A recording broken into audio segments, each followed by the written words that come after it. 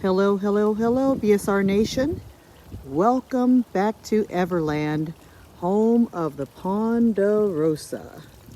Last time that we spoke, I showed you how beautiful fall was with all the beautiful leaves and different colors on the ground. Well, since then we've had our frost, we've had a long cold snap. All of the leaves are now crunchy. I took my sweet potato plants inside of my garage slash dojo slash greenhouse slash relaxation area slash lab. And these are the containers that I left outside. And as you can see, there are no sweet potatoes in there growing. Okay, this is what I came up with for these banana plants. This is an experiment. My experiment is to see how well I can overwinter these banana plants outdoors using these reflective shields. And this is all these are the things that we put across our dashboard to keep the sun from heating up our cars and getting through our windshield and so on. And so I'm looking in there. I can tell the stalk is still good. Of course, these leaves, these are done for because they have been in the freezing temperatures. Really not freezing. I mean, freezing to them and maybe me, but it wasn't actually freezing. But we did get frost. And my plan is, once these are totally dry, all I plan to do is tuck these inside so that I can use the plant itself as part of the insulation. Okay, which brings me to this part of my experiment. Some of these outdoor banana plants I've planted in the ground, so I simply took these planters and placed them on top just to see what would happen. Well, there you have it. The leaves, they actually, well, they're damaged, but that's okay because what I'm really trying to preserve is right there, the stalks. And so today I'm taking these containers off to let these plants get some air and a little sun because it's warmer than it's been. And my theory is by leaving these banana plants in the ground, but protecting them at the same time throughout the winter season, I will have a jump start next year. So instead of it being all the way down to the corum, I should still have the stalks, and then it'll continue on from here. So like this plant, it's three of them. No, four. No, one, two, three. There are three of them so far. Of course, there'll be more next year because they just keep growing. But this is a little over a foot high. And my goal is by next year to start off with these that are in the ground at the height that they are and just capitalize off of that. Yeah, there's another one. So all the leaves on all the plants. But there's the stalks. They're still tough. They're still hard. They're protected. So actually, these leaves are actually protecting these plants. Just want to take a look at my experiment. This is that red banana that I had to put in the ground. So what I think I'll do it right now, just so you can see what I'm talking about. See the leaves? All I'm going to do is fold them inside and let them serve as part of the insulation, like mulch. but not mulch down on the ground, mulch up high on top of these. And then I also thought about putting some of these leaves on top of that, which I am going to do. This one is it's a pepper plant. And I'm trying to do the same thing with it. However, I think I need to go ahead and take these inside.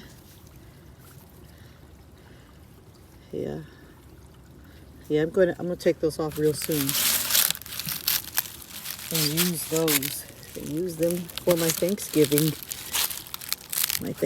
feast meal or whatever.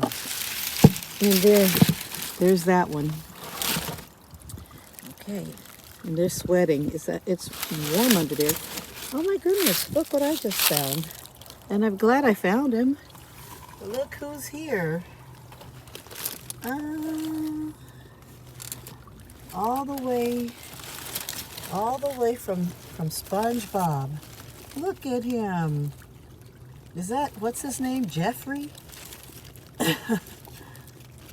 Patrick is the starfish, so this is SpongeBob and Patrick's pet, the one that meows. He's living. He's living. I know he's probably going to eat my banana. I'll come back and move him later. And this one, put these leaves, instead of having them hanging outside, just put them inside, like I did that other one. And see what happens. This is all an experiment, guys. So there's no right or wrong. We just want to see what happens, how it works out. And if all is well, I'll do this every year to some of these. And then I'll continue to bring a bunch of my plants inside. So I got those tucked in real nice.